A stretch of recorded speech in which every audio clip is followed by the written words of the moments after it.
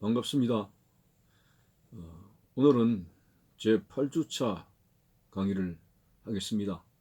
5장의 메리 튜드치아의 청교도주의에 대해서 1교시로 먼저 살펴보겠습니다. 이 책을 보면서 상당히 역설적으로 표현을 하고 있는 부분이 개신교 신자들을 화형에 처하고 잔인하게 박해했던 메리 여왕을 개신교에 봉사했던 인물이다, 이렇게 표현을 하고 있어요. 물론 그 말이 맞죠. 그의 박해로 인해 가지고 많은 순교자의 피가 흘렸고, 하나님은 그 순교자의 피를 통해서 교회를 세워나가는 그런 섭리의 기준에서 볼 때에 메리 여왕의 잔인한 박해로서 오히려 개신교는 성장을 거듭해 왔다, 이렇게 볼 수가 있는데, 그렇지만은 이것은 좀 위험한 그런 기술이 아닌가. 예를 들어서 가룟 유다가 예수님을 은 30냥에 팔아버렸다 이거죠. 예수님은 그에게 뭐라 했습니까? 너는 차라리 태어나지 않았으면 좋을 뻔했다, 이런 말씀을 했거든요. 그런데 오늘 이 책에 개신교의 박해자 메리 여왕을 봉사했다, 이런 역설적인 표현을 사용하면은 가룟 유다는 예수님이 대속의 죽음을 죽으시기 위해 희생한 어떤 희생양이었다, 이런 식의 서술이 안 되겠습니까? 그런 것처럼 오늘 이 책의 서술은 좀 위험한 그런 역설적인 부분이 있죠. 아무튼 이 메리 여왕의 잔인한 박해로 인해서 개혁주의자들은 죽은 것이 아니라 더 많이 구체적인 선을 가지고 성장을 거듭했다, 이렇게 볼 수가 있습니다. 터틀리아는 일찍이 이렇게 말을 했죠. 순교자들의 피는 교회를 세우는 씨앗이 된다. 이런 측면에서 메리 여왕이 흘렸던 수많은 순교자들의 피를 통해서 개혁자들이 더 굳건하게 섰다, 이렇게 표현할 수가 있습니다. 아무튼 이 메리 여왕에 대해서 시대적인 상황을 살펴보고 그녀가 왜 개신교도들을 박해를 하게 됐는가 한번 살펴보겠습니다. 헨리 8세 에드워드 6세 때에 가톨릭에 대한 프로테스탄트 관점에서의 개혁의 성과가 메리가 왕이 됨으로 말미암아 그 모든 노력이 숲으로 돌아갔다고 볼 수가 있습니다. 이 메리 여왕은 왜 개혁가들에게 등을 돌리게 되었는가? 에드워드 6세나 아버지 헨리가 추구해오던 개혁의 노선을 저버리고 왜 로마 카톨릭 쪽으로 그렇게 밀착을 하게 되었는가? 가정사에 문제가 있고 사리사욕에 문제가 있습니다. 아버지 헨리 8세가 어머니 캐서린과의 합법적인 이혼을 받아내기 위해 카톨릭과 단절을 했죠. 메리가 아버지가 강행했던 이혼을 그대로 인정하게 되면은 자신은 뭡니까? 법적으로 부부가 아닌 남녀 사이에서 태어난 사생자로서 매우 불명예스러운 사람이 되는 것이죠. 두 번째는 왜 메리가 카톨릭 쪽으로 가게 되는가? 자기 자신이 사생자가 되고 그리고 그 이혼을 받아들이게 되면은 자신이 왕이 되는 것은 그 자체가 불법이기 때문에 왕위에 올라갈 수가 없습니다. 자, 그래서 메리는 아버지 당시 이혼을 허락하지 않았던 로마 카톨릭 쪽으로 다시 갈 수밖에 없었던 배경이 있습니다. 메리 여왕에게 있어서는 종교고 뭐고 일단 내가 살고 봐야 되겠다 하는 것이죠. 왕의 자리가 어딘데 내가 그깟 종교 때문에 왕을 못한단 말인가, 이런 논리입니다. 참 생각해보면은 그 아버지의 그 딸이 아닌가. 아버지도 아들을 낳는 여인을 아내로 맞이하기 위해서 가톨릭을 발로 차더니 딸도 자신의 명예 회복과 왕권 자리 때문에 개신교를 발로 찼습니다. 본질적 신앙의 자리에 서지 못했던 메리는 여왕에 오르자마자 캐톨릭 자리에 서서 개혁파들을 잔인하게 숙청을 했습니다. 아버지 헨리와 에드워드 때 개혁 입장에 섰던 감독들을 줄줄이 감옥에 보내고, 가톨릭을 고수하다가 감독직을 잃었던 자들이 대거 감독직에 복직하는 사태가 벌어졌습니다. 책에 나와 있는 대로 크레머, 리들리, 후퍼, 라티머 등 그 밖에 에드워드 시대의 다른 감독들은 다 감옥에 수감되었습니다. 그리고 그들은 다 화형장으로 보내지게 되었죠. 그리고 가디너, 보넬, 헤스 등 로마 가톨릭 감독들이 다시 복직을 하게 되었습니다. 복직자 중에서 런던의 감독으로서 본넬이라고 하는 감독은 메리 여왕의 가장 충실한 하수인이었다.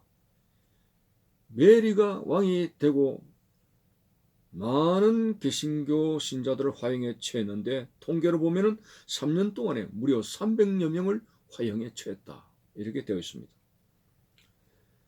자, 제단이라고 하는 명칭을 사용을 금하고 신부가 성만찬을 봉헌할 때 그리스도의 몸이 임한다는 화채서를 거부했던 주교 라티무가 순교하면서 자기 뒤에 기둥에 매여 죽어가며 고통스러워 신음하는 함께 개혁에 앞장섰던 주교 리들리를 향해서 이렇게 외쳤습니다. 리들리, 두려워하지 마시오. 당신은 대장부입니다. 우리는 오늘 하나님의 은혜로 악의 세력이 끌 수 없는 영원한 개혁의 불을 붙여놓고 갑시다 라고 하면서 같이 화형에 처해지게 되면서 리들리를 이렇게 힘을 실어주는 말을 했습니다. 진리를 붙들고 가는 의인들의 죽음은 왜 이렇게 담대하고 보는 이들에게 눈물 감동을 주는지 참으로 많은 도전을 받게 하는 것이죠. 초기 교회들이 로마로부터 박해를 받을 때에 화형대에 올라가는 어떤 여성도는 품에 젖먹이 아이를 안고 있었습니다. 형을 집행하는 형리가 안타까워서 그리스도를 부인하라. 그리하면 당신과 젖먹는 당신의 아이가 불에 타지 않는다라고 해유를 했지만은 그 여인은 오히려 어머니 품에 안겨 아무것도 모른 채 까만 눈을 초롱초롱하게 뜬 아기에게 이런 말을 했습니다. 아기야, 불 속에서 조금만 참으면 우리는 천국으로 가게 된단다. 참아야 돼, 이쁜 우리 아기 하고 말을 남기며 아기를 품에 안고 불타오르는 화형대로 유유히 올라가게 되었습니다. 자, 이런 참 박해 속에서 메리 여왕은 1555년에서 58년까지 3년 동안 통치했는데 참으로 순교자의 피냄새에 젖어 미쳐가는 메리 여왕의 잔인한 박해로 인해서 영국의 개혁에 서 있던 많은 성직자들이 이제 영국을 떠날 수밖에 없었습니다. 프랑스의 스트라스부르크, 스위스의 제네바 등 대륙으로 망명을 했죠. 그런데 피신자들이 그곳에서 오히려 칼빈의 청교도주의를 만나게 되고 그들 방식대로 예배를 할 수 있는 예배당이 제공이 되고 모처럼 믿음의 안식처라는 항구를 얻게 되는 셈입니다. 오히려 피신처 대륙에서 더 성경적인 노선을 배우게 되는 것이죠. 이것은 초대 교회에 있어서 예루살렘의 박해를 피해 신자들이 사방으로 피신한 가운데 세계적인 선교교회 안디옥 교회를 설립하게 된 배경과 같은 맥락을 이루고 있습니다. 자, 아무튼 망명자들이 대륙으로 피신을 왔을 때에 제네바 성경을 번역하는 데 크게 공헌을 했던 위팅햄이 망명자들과 함께 있었고, 그는 거기서 잉글랜드 교회를 위해서 예배 모범을 작성하고 있었습니다. 개신교적인 것이죠. 그래서 이 예배 모범과 함께 가톨릭의 잔재가 남아있던 에드워드 기도서를 하고는 전적으로 다른 그런 예배 모범입니다. 예를 들어서 사제가 교인들의 절박한 상황을 전제로 대신 하나님께 부르짖는 탄원기도라고 하는 것을 빼버리고 옷을 가지고 경이로움을 나타내려고 하는 사제복을 입지 못하게 했고, 어쨌든 목회자, 감독, 장로, 집사를 임명하는 개신교 시스템에 들어가게 되었습니다. 자, 이것은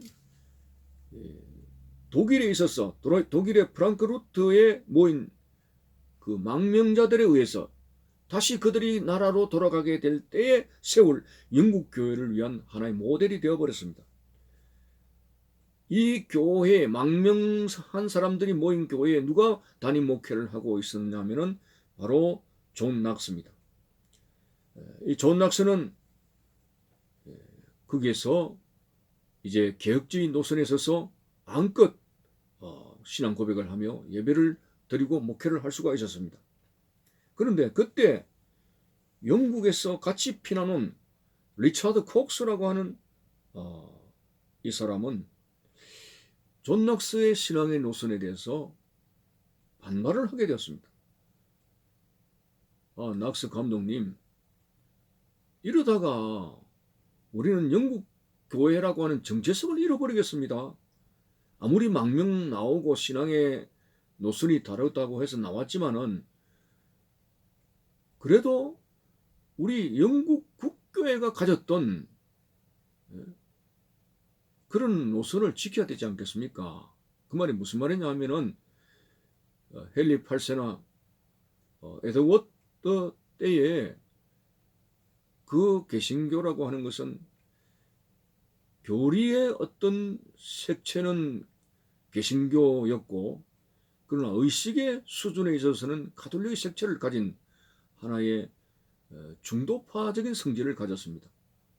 그런데 리차드 콕스가 보니까, 낙스의 목회를 보니까 완전히 개신교 쪽으로 의식을 부정하고 그렇게 나간다 이거죠.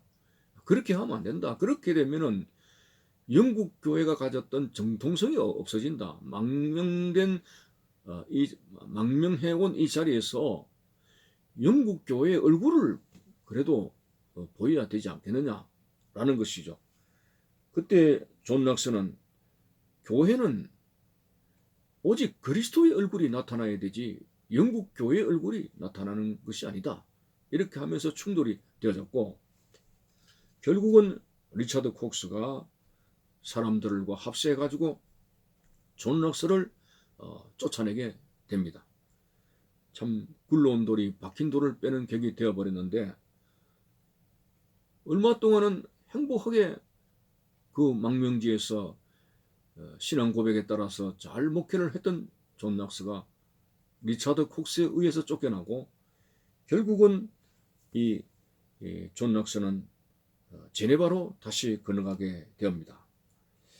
자, 그래서 여기서도 영국 국교회와 청교도주의가 질적으로 차이가 나는 걸 봅니다. 존 낙스는 청교도주의에 입각한 목회를 했고, 리차드 콕스는 영국 국교회 중도파의 어떤 신앙의 노선을 원했습니다. 그래서 중도파와 확실하게 성경적으로 가고자 하는 개혁파 청교도주의의 두 노선의 차이가 확연하게 나타나게 되는 모습이 되어지고 있습니다. 어쨌든 이제 제네바로 오게 된 이 존 낙스, 이 존 낙스는 이 청교도주의에 불을 붙였고 그는 결국 스코틀랜드로 가게 되어서 개혁의 불을 훗날에 피우게 되었습니다. 자, 제네바로 건너왔습니다. 존 낙스가 제네바로 건너왔죠. 근데 오히려 거기서 칼빈을 만나게 되고 칼빈의 영향으로 이제 제네바에 망명온 영국인들을 위한 교회가 세워지게 되고 다시 낙스는 여기서 목회를 하는 목회자가 되었습니다. 이곳에 위팅햄도 프랑크 루트에서 와가지고 낙스와 함께 같이 사역을 하게 되는데 일단 교회 조직으로서는 목회자로서는 낙스가 선출되고 그 다음에 그 위팅햄이라든지 샘슨, 밀스 같은 커브데일 같은 사람은 장로직에 임명되어지게 되고 나머지는 평신도로 해서 독특한 교회를 형성하게 됩니다. 자, 이들이 이제 개혁주의 노선을 가지고 목회를 하게 되는 데 있어서 에드워드 기도서를 5번 개정한 그 기도서의 내용을 가지고 나가고 있는 것이죠. 한마디로 이 5번까지 개정한 에드워드 기도서의 내용의 골자는 성만찬의 문제입니다. 성만찬의 문제에 있어서 화채설에서 기념설로 가게 되고 영적 임재설로 바뀌어지게 됐다는 것이죠. 가톨릭 쪽에 있던 화채설을 완전히 기념설로 그리고 영적 임재설로 바꾼 것이 에드워드 기도서의 5차 개정 내용입니다. 자, 이렇게 존 낙스는 제네바에서 목회를 하게 되는데 철저한 청교도주의의 어떤 성질을 가지고 목회를 하게 되는 것입니다. 이 영국에서 망명해온 제네바로 망명해온 개혁자들이 유럽의 여러 개혁자들과 만나면서 그들이 마음속에 가지고 있던 개혁의 꿈을 더 이루게 되고 확실하게 개혁주의 프로테스탄트의 노선에 서게 되는 결과를 가져오게 됩니다. 그리고 그들은 전에도 실감했지만 무엇보다도 이 개혁주의자들의 어떤 신앙을 굳게 하고 이 개혁의 불길을 가져오기 위해서는 성경을 자기 나라로 번역하는 일에 착수해야 된다. 이것이 가장 중요하다. 그렇게 해가지고 칼빈주의 입장에서 성경을 번역하는 작업을 하게 됐는데 그 위팅햄은 신약 성경을 번역하고 그 다음에 커브데일 같은 사람은 구약 성경을 번역을 하게 됩니다. 자, 그래서 이것이 소위 제네바 성경이라고 불리는 영어판 번역 성경입니다. 참 중세 때를 보게 되면은 중세의 1000년의 세월이 우리는 종교의 암흑기라고 말하죠. 물론 캐톨릭 입장에서는 전혀 그렇게 말을 하지 않습니다. 자기들 중세 1000년이야말로 영혼들을 각성시키고 깨웠던 그런 교회의 황금기였다. 그렇게 말을 합니다만은 그러나 성경적 보편적 논리로서 볼 때는 중세의 1000년의 역사는 종교의 암흑기다. 그 종교의 암흑기의 가장 특징적인 것이 뭐냐면은 성경 문제였습니다. 그 중세 때의 성경은 라틴어로 되어진 그 성경, 사제에 의해서 해석이 되어지게 되고 그것은 정말 성경적인 해석이 아니라 자기들의 어떤 교권을 옹호하고 자기들의 어떤 카리스마를 형성하기 위한 아전 인수격의 해석이 되는 것이죠. 자, 이렇게 되다 보니까 그 캐톨릭 산하에서 신앙생활을 했던 사람들은 하나의 로봇밖에 되지 않았습니다. 개인적으로 뭔가 성경을 깨닫고 뜨거운 어떤 고백으로서 나가는 어떤 성도들의 모습은 없었습니다. 그러나 이제 제네바에 건너와서 그 망명자들이 그렇다. 우리는 성경을 자국으로 번역해가지고 모든 성도들이 그 성경을 읽게 해서 개인 하나하나가 하나님 앞에 어떤 것이 성경적인가를 깨닫게 하고 믿음으로 하나님께 나아가도록 하는 이것이 바로 교회에 불을 붙이는 것이다 라고 하는 것을 깨달은 것이죠. 어쨌든 오늘 이 장에서 메리 여왕에 대해서 살펴보았습니다. 메리 여왕이 헨리 8세 에드워드 때에 붙였던 어떤 개혁주의 부분을 완전히 숲으로 돌아가게 했지만은, 그러나 이런 엄청난 박해로 인해 가지고 망명자가 생기게 되었고, 망명자가 대륙으로 건너가서 결국 거기서 더욱더 개혁주의, 영국 본토에서 세우지 못했던 더욱더 중도파가 아닌 확실한 개혁주의적인 노선을 형성하게 되고, 또 성경 번역까지 가져와서 큰 불을 붙이게 되었던 이 전하위복의 결말을 여기서 정리해 볼 수가 있습니다. 자, 다음 시간에 이 교시를 하도록 하겠습니다. 감사합니다.